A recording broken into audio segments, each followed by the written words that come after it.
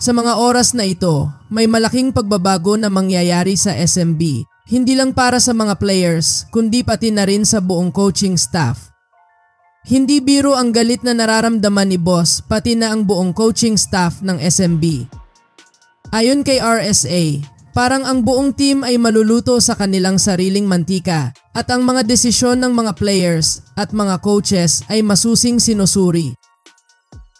Si Coach Leo Austria ay naging tampok sa mga usapan ng mga fans at sports analysts.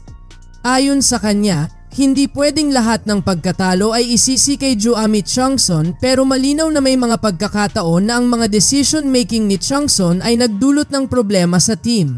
Kaya't sa mga nangyaring pagkatalo, may mga pagbabago na talaga ang SMB at hindi lang sa players kundi pati na rin sa kanilang coaching staff.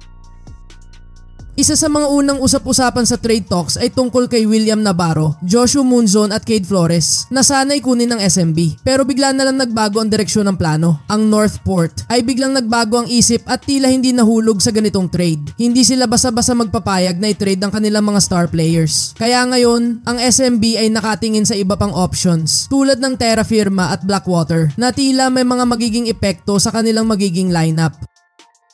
Simulan natin sa plano ng SMB sa Blackwater. Ayon sa mga trade rumors, balak ng SMB na makakuha ng ilang mga key players ng Blackwater at mahugot nga para sa kanilang team. At ang tanong, sino ang mga manlalarong ito? Ang mga player na matutunog sa ngayon ay sina Cedric Bearfield at Christian David. Si Cedric Bearfield, na ang playing style ay parang si Mikey Williams, ay may consistent numbers, kaya't ang SMB ay tila interesado sa kanya. Isa siyang player na kayang mag-deliver ng malalaking performance at kung papalarin, maaaring maging malaking addition sa SMB lineup.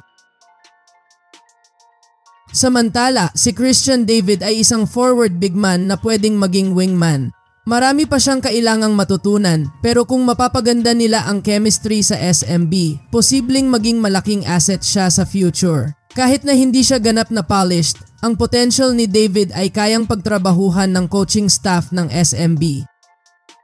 Samantala, tila may mga criticisms din kay Juami Tiongson na nagsasabing madalas siyang mag-take over sa mga plays. Kaya sa mga huling laro ng SMB, madalas makita si Tiongson sa bench, nagpapahinga habang binibigyan ng pagkakataon ng ibang players. Kaya naman nagkaroon ng desisyon ng SMB na maaring isama siya sa trade package kung sakaling ang matuloy ang trade deal nila with Blackwater. Hindi rin biro ang desisyong ito. At nagpapakita lang na talagang malaki ang pagpapahalaga ng SMB sa team chemistry at pagkakaisa ng buong lineup. At syempre, hindi lang sa mga trades with Blackwater nakatutok ang SMB ngayon. May plano din sila sa Terra Firma na may kinalaman sa mga players tulad ni Chris Ross at Rodney Brundial. Si Chris Ross, na kilala sa leadership, ay magiging malaking asset sa Terra Firma na kasalukuyang kulang sa ganitong klase ng presence sa team. Si Brundial naman, na hindi masyadong kilala bilang versatile na big man, ay may halaga sa mga teams na nangangailangan ng isang solidong presence sa ilalim ng basket. At ang tanong, sino naman ang magiging kapalit nito? Sabi nga, depende kung sino ang magiging first pick ng future drafts. Kung magkataon na makuha ng SMB ang top picks, malaki ang magiging benepisyo nila, lalo na sa posisyon na big man. Kaya't kahit pa may mga pagbabago sa coaching staff, nakatutok pa rin ang SMB sa pagpapalakas ng kanilang lineup sa susunod na mga taon. Ngunit ang pinakamalaking katanungan na pumapalibot ngayon sa SMB ay ang magiging pagbabago sa coaching staff. Maraming nagsasabi na baka mapatanggal si Coach Leo Austria dahil sa hindi magandang performance ng team. Pero sabi ng iba, hindi naman pwedeng isisi sa coach lahat ng pagkatalo. Si Coach Leo ay may mga prinsipyo at may responsibilidad din sa team. Pero syempre, malaking bahagi ng laro ang mga players.